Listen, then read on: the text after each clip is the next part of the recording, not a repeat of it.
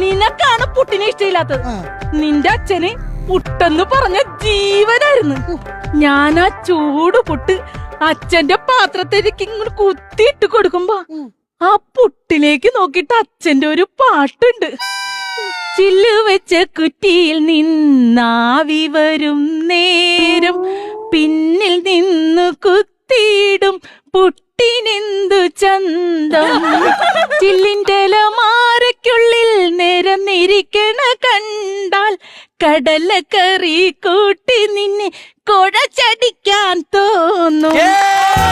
അങ്ങനെ ഞാൻ വിളമ്പിക്കൊടുക്കുന്ന ആ കടലക്കറി ചൂട് പുട്ടും കൂടെ കുഴച്ചടിച്ചിട്ടാണ് ആ നാറി നിന്നെ എന്നെ ഇട്ടിട്ട് ആ ലീലയുടെ പുറകെ പോയത്. അന്ന് തുടങ്ങിയ വൈരാഗ്യമാണ് എനിക്ക്. ആ പുട്ടുകൂടെ ഉണ്ടല്ലോ അടുപ്പത്തോട്ട് വെച്ചിട്ട് തീ കൊളുത്തുമ്പോ ഉണ്ടല്ലോ അങ്ങനെ മൂട്ടിയിട്ട് തീ കൊളുത്തണ ഒരു സാറ്റിസ്ഫാക്ഷൻ ആണ് എനിക്ക്.